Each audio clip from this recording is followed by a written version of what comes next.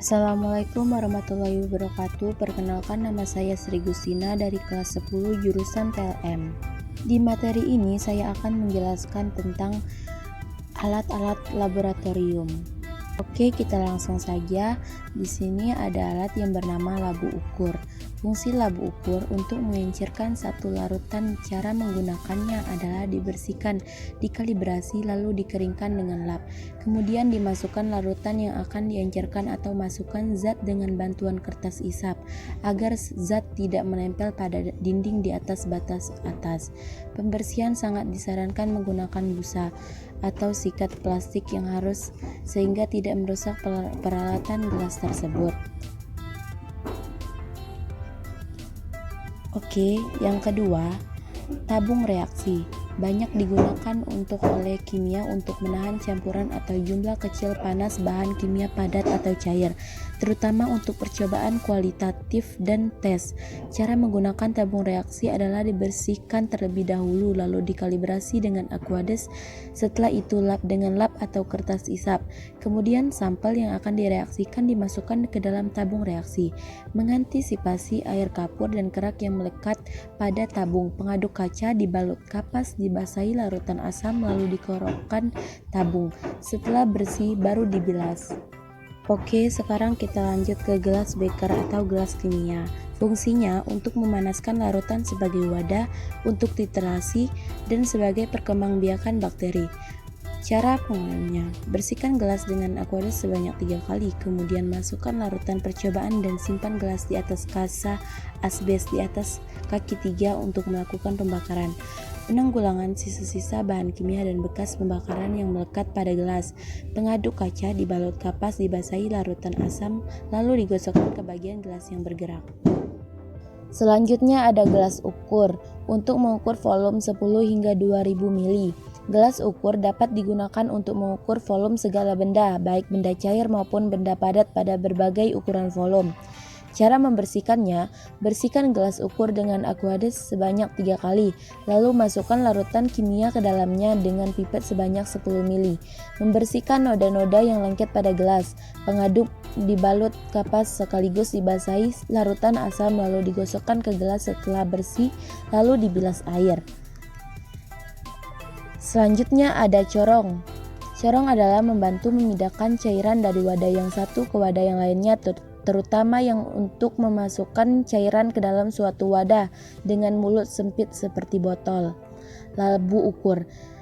Cara membersihkannya: dicuci dengan menggunakan air dan sabun untuk menghilangkan beberapa zat. Kemudian ada botol semprot. Botol semprot merupakan alat laboratorium berupa botol tinggi bertutup yang terbuat dari plastik, berfungsi sebagai tempat menyimpan aqueous. Cara menggunakannya dengan menekan badan botol sampai airnya keluar. Alat peraga laboratorium botol semprot 500 ml juga difungsikan antara lain untuk mengeluarkan atau menyemprotkan cairan yang disimpan dalam botol tersebut, membilas peralatan kimia lain dalam proses pencucian atau sterilisasi, pengenciran larutan dalam suatu wadah yang bercelah sempit seperti labu ukur dan Erlenmeyer dan sebagainya. Selanjutnya kita ada pipet tetes atau drop pipettes. Membersihkan pipet dapat dimulai dengan 3 cara praktis, yaitu memeriksa piston, lihat apakah ada tekunan dalam korosi. 2. Menggunakan pengusap busa bergagang panjang, basahi dengan bahan pembersih. 3. Memeriksa interior poros, lihat apakah ada penghambat. Fungsi pipet tetes untuk membantu memindahkan cairan dari wadah yang satu ke wadah yang lain dalam jumlah yang sangat kecil, yaitu setetes demi tetes. Kedelapan, ada jenis-jenis spatula laboratorium. Secara garis besar, ada 3 jenis spatula yang biasa digunakan untuk keperluan laboratorium. Berikut ini ulasan lebih lengkapnya. Alat spatula yang terbuat dari bahan stainless steel, spatula polina atau spatula tanduk, spatula nikel yaitu spatula yang disepuh dengan menggunakan bahan nikel, Fungsinya, spatula laboratorium. Dari ketiga jenis spatula laboratorium di atas, masing-masing mempunyai fungsi yang berbeda. Berikut ini lebih lengkapnya tentang fungsi spatula laboratorium berdasarkan jenis-jenisnya. 1. Spatula stainless steel. Spatula yang terbuat dari bahan yang diyakini anti karat ini biasa digunakan untuk mengambil objek sangat kecil yang telah melalui proses pengirisan dan disiapkan untuk bahan penelitian melalui mikroskop. Kedua, spatula politena. Spatula yang juga sering disebut banyak orang spatula tanduk ini biasanya digunakan untuk mengambil bahan-bahan kimia dalam bentuk padat. Ketiga, spatula nikel. Spatula ini berfungsi sebagai sendok kecil yang juga digunakan untuk mengambil bahan kimia. Hanya saja bedanya alat ini juga bisa digunakan sebagai alat pengaduk saat membuat suatu larutan. Semua jenis larutan yang ingin dibuat kecuali larutan asam bisa menggunakan alat ini sebagai pengaduk. Selanjutnya ada corong. Fungsi corong pisah adalah untuk memisahkan dua cairan yang tidak bercampur karena adanya perbedaan massa jenis. Corong pisah ini biasa juga digunakan untuk melakukan pemisahan ekstraksi. Pemisahan dengan corong pisah hanya bisa digunakan untuk pemisahan cair dengan cair. Pada proses ekstraksi, cair-cair larutan yang akan dipisahkan dikocok terlebih dahulu, kemudian didiamkan beberapa saat sampai masing-masing larutan terpisah. Larutan dengan massa jenis lebih kecil akan berada di bawah, dikeluarkan dengan cara membuka keran secara hati-hati. Lanjut ke fungsi pipet volume. Fungsi pipet volume adalah untuk memindahkan cairan-cairan yang digunakan dalam proses pengujian dengan jumlah mulai sangat kecil hingga ukuran lainnya yang diinginkan sang penguji. Caranya adalah dengan menyedot cairan yang akan dipindahkan dengan menggunakan mulut secara perlahan-lahan. Sehingga sangat penting sekali untuk selalu ingat saat menggunakan alat ini harus cukup berhati-hati, terutama saat akan memindahkan berbagai jenis cairan yang berbahaya. Pipet volume sangat penting digunakan dalam pengujian-pengujian biologi seperti biologi molekular dan juga pengujian-pengujian kimia yang masuk dalam bagian kimia analitik. Tidak hanya di situ saja, namun berbagai praktek ilmu kedokteran juga membutuhkan pipet volume. Alat ini umumnya dibuat dengan bahan-bahan yang transparan dan sangat membantu dalam memindahkan berbagai macam jenis cairan dan zat cair lainnya. Oke, kita lanjut ke fungsi labu destilasi. Fungsi destilasi untuk memisahkan larutan ke dalam masing-masing komponennya atau suatu metode pemisahan bahan kimia berdasarkan perbedaan kecepatan atau kemudahan menguap. Prinsip destilasi adalah didasarkan atas perbedaan titik gigi komponen zatnya. Labu destilasi berfungsi sebagai wadah atau tempat suatu campuran zat cair yang didestilasi. Selanjutnya ada statis dan klem. Fungsi statis dan klem untuk memegang atau menjepit buret, corong, dan peralatan lainnya. Statif untuk menegakkan buret, corong, pisah, dan peralatan lainnya. Kita lanjut ke pipet buret. Fungsi pipet buret yaitu untuk mengukur banyaknya cairan yang dikeluarkan saat titrasi. Selanjutnya ada cawan Petri. Fungsi cawan Petri atau Petri dish adalah wadah bulat dangkal terbuat dari kaca atau plastik yang memiliki tutup dan menjadi perlengkapan vital di laboratorium. Cawan Petri memiliki berbagai fungsi, tetapi yang paling penting antara lain digunakan sebagai wadah untuk perkembangan kultur sel, bakteri, serta virus yang hendak diteliti. Penemu cawan Petri adalah Julius Richard Petri pada tahun 1877. Fungsi cawan porselen adalah untuk mereaksikan zat dalam suhu tinggi. Cara mensterilkannya dicuci dengan air dan sabun untuk menghilangkan beberapa zatnya. Selanjutnya ada keras arkeologi atau kaca arloji atau cawan arloji. Fungsi gelas arloji atau kaca arloji untuk menimbang bahan-bahan kimia yang bersifat higroskopis sebagai penutup saat melakukan pemanasan bahan kimia dan sebagai wadah untuk mengeringkan suatu bahan dalam desikator. Selanjutnya ada plat tetes.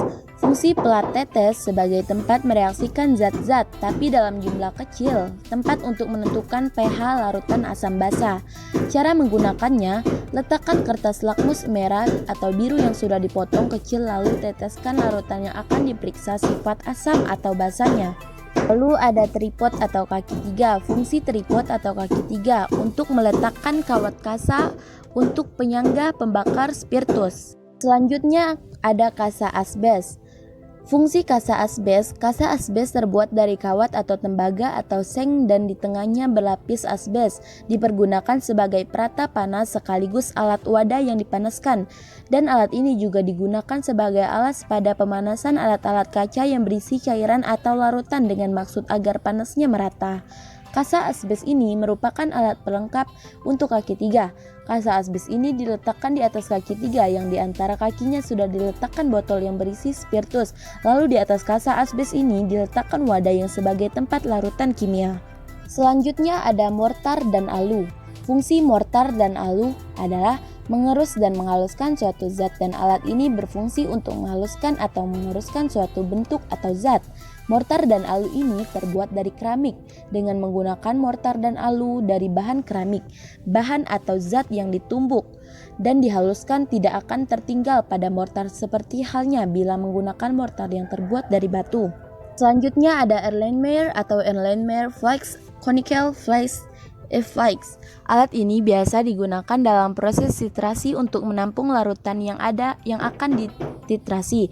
Dalam mikrobiologi, Erlenmeyer digunakan untuk pembiakan mikroba. Erlenmeyer berbentuk kerucut dan merupakan alat laboratorium yang banyak digunakan.